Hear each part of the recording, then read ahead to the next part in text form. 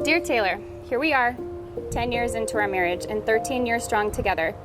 I think it goes without saying that these years have been filled with a ton of life.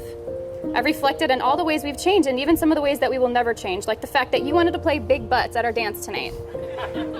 True story. I keep saying it, but I never, in my wildest imagination, would have been able to write this story when I first met you back in Sullivan Hall over 13 years ago. I wouldn't have known that I'd change the whole trajectory of my life, move to LA and build a life that seemed only written for Hollywood. I wouldn't have known that we'd create 3 of my most favorite humans on this planet together. I wouldn't have known that we would make an income by dressing up as each other to make jokes about marriage and sex. And I most certainly wouldn't have known that I'd have the honor and privilege of working with and alongside my husband that inspires people to be their best selves across the whole earth.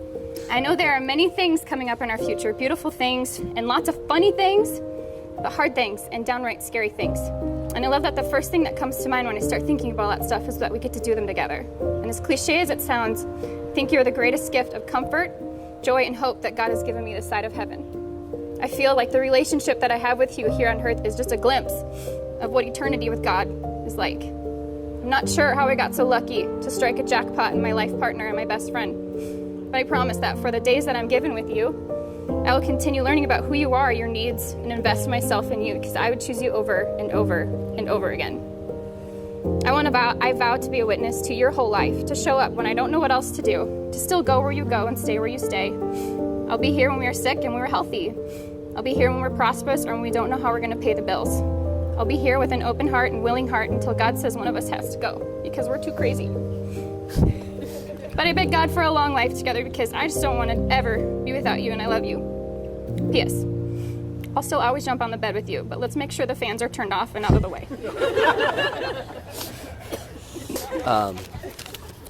But I wrote a letter too, and mine, this is definitely something that I wrote. Yeah. It's original. Okay. Heidi. Yes. You've got a friend in me.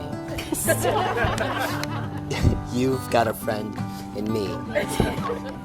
When the road looks dark ahead and you're miles and miles from your nice warm bed, just remember what your old pal said. Girl, you've got a friend in me. Some other folks might be smarter than I am, bigger and stronger too, but none of them will ever love you the way I love you. It's me and you, girl. So originally I wrote this as a joke, and then I realized how true it is.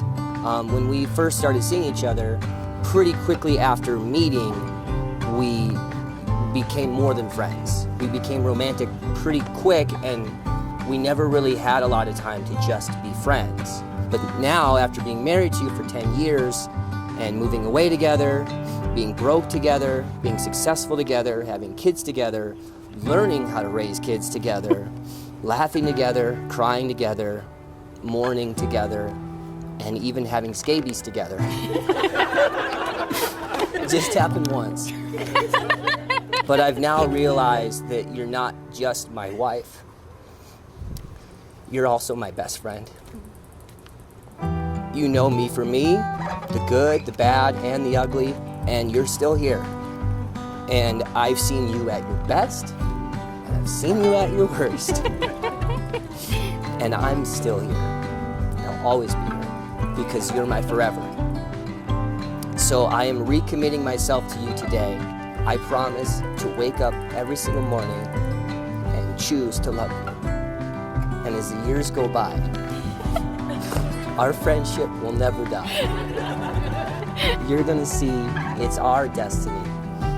You've got a friend.